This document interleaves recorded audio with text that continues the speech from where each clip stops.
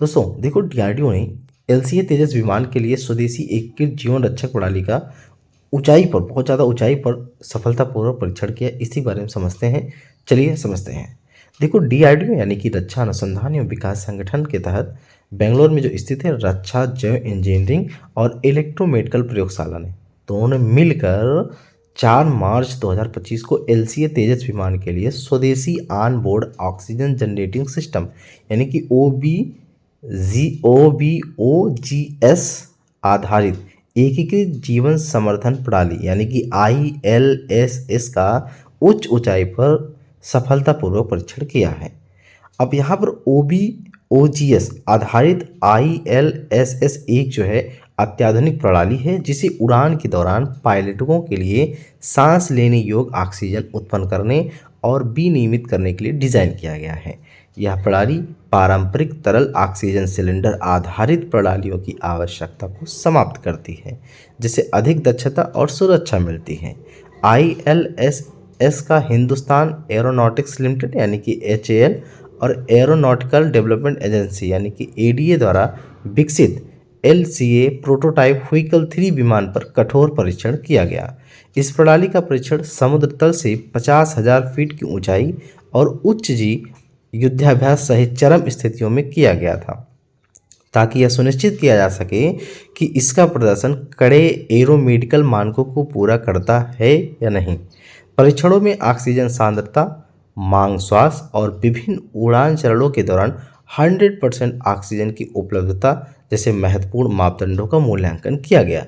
इसमें एरोबैटिक युद्धाभ्यास, take off, cruise, जी turn और दृष्टिकोण और लैंडिंग शामिल है।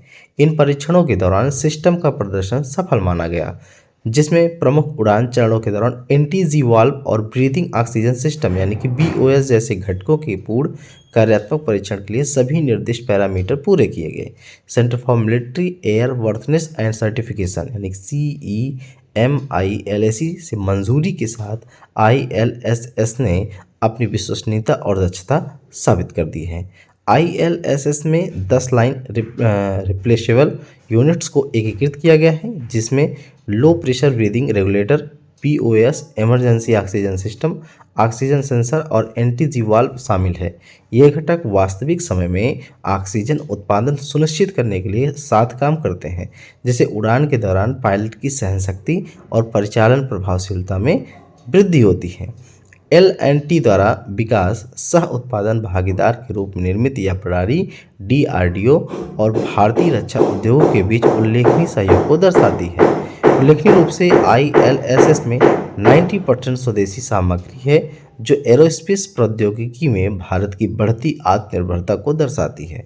उपयुक्त संशोधनों के साथ इस प्रणाली को MiG-29K जैसे अन्य विमानों के उपयोग के लिए अनुकूलित किया जा सकता है। अब हम बात कर लेते हैं DRDO को। देखो, DRDO जो है, इसका फुल फॉर्म है defence research and development organisation यानी कि रक्षा अनुसंधान एवं विकास संगठन। इसकी स्थापना हुई थी 1958 में। इसका हेडक्वार्टर है न्यू दिल्ली में, जो कि DRDO भवन में है। अगर हम बात करें इसके जो है एजेंसी एग्जीक्यूटिव कौन है, समीर वी कामत यानी कि चेयरमैन इसके समीर वी कामत है, और ये जो है डिफेंस मिनिस्टर के तहत आता है।